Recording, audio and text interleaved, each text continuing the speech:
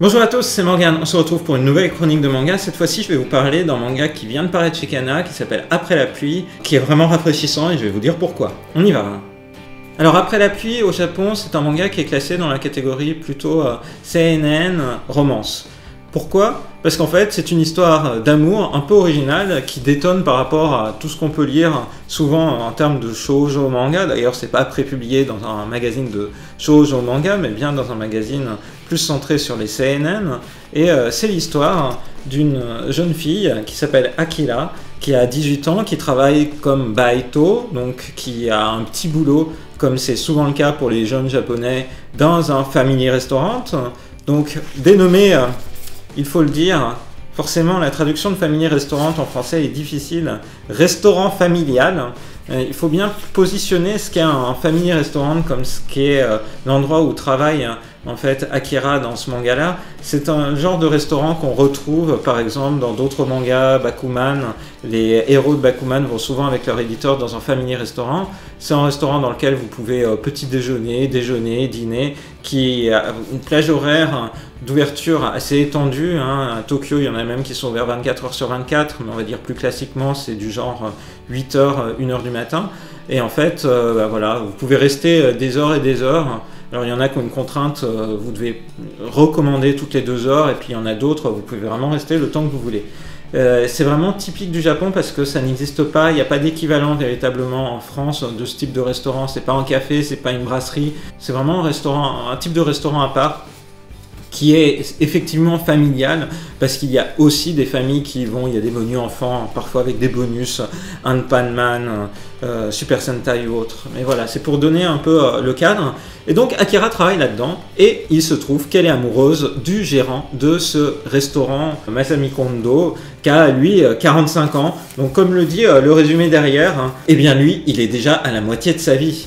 Alors, elle est amoureuse, donc tout le premier tome, c'est cette question, elle le voit comme quelqu'un d'attirant, malgré tout ce qui pourrait ne pas être attirant. Par exemple, il a une calvitie naissante dans son dos, il éternue de manière très bruyante, voire plus tard, en fait, il a une transpiration qui est assez forte. Bref, des choses qui devraient plutôt éloigner une jeune fille de 18 ans qui, normalement, est plus attirée par des gens de son âge.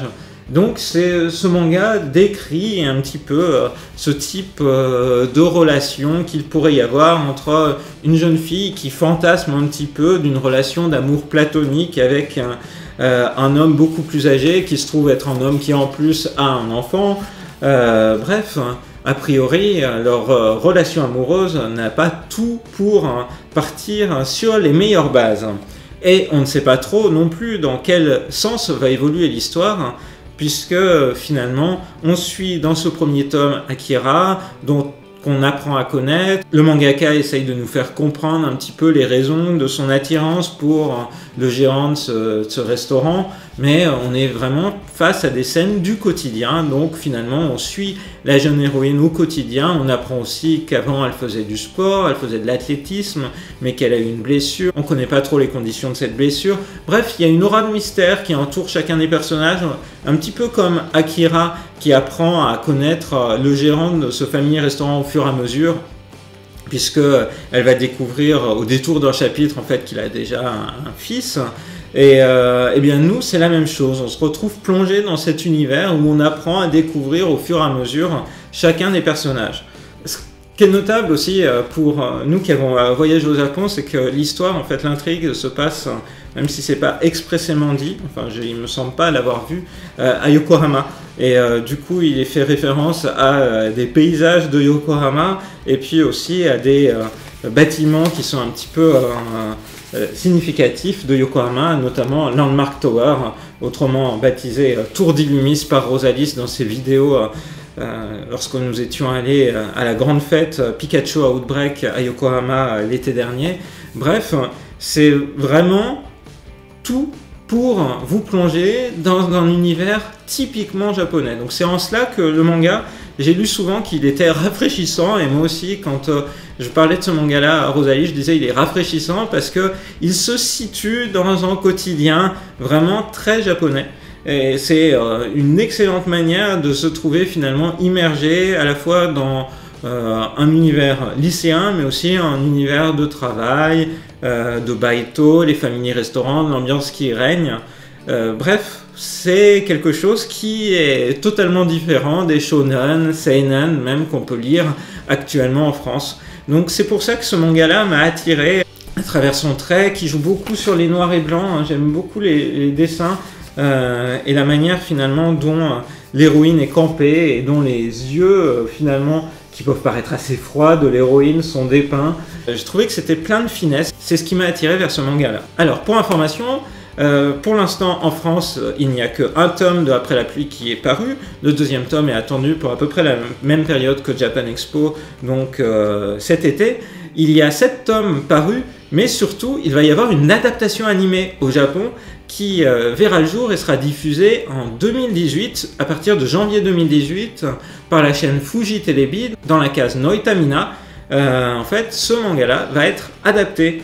Je suis curieux de voir comment justement ces personnages, les intrigues de ce seinen vont être adaptés. Est-ce que ça va être très riche en couleurs? Pas du tout. Comment sera le style graphique? Je suis vraiment très curieux de voir un peu l'ambiance qui sera rendue pour ce manga en version animée.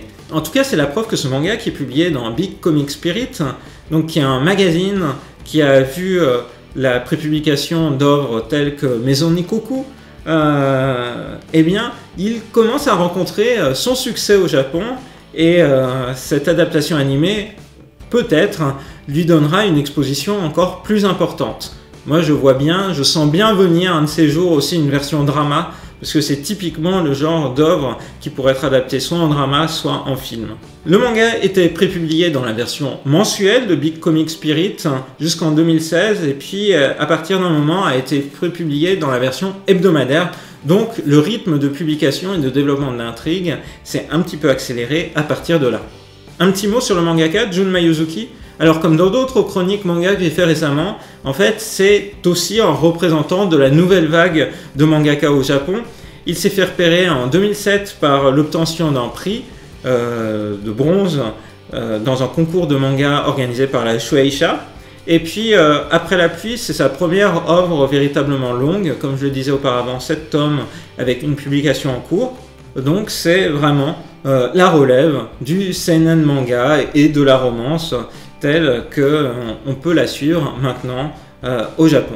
Donc, un titre que je vous recommande de suivre, que j'ai beaucoup aimé, entre un shonen et un seinen, c'était vraiment très agréable comme lecture. Je suis vraiment curieux de voir l'adaptation animée qui va en être faite. Et d'ici là, je vous recommande vivement de jeter un œil à ce manga-là. Voilà! J'espère que cette vidéo de chronique manga vous a plu, et je vous donne rendez-vous à très bientôt pour d'autres vidéos sur le manga et l'animation japonaise sur la chaîne de Rosalis. Bye bye!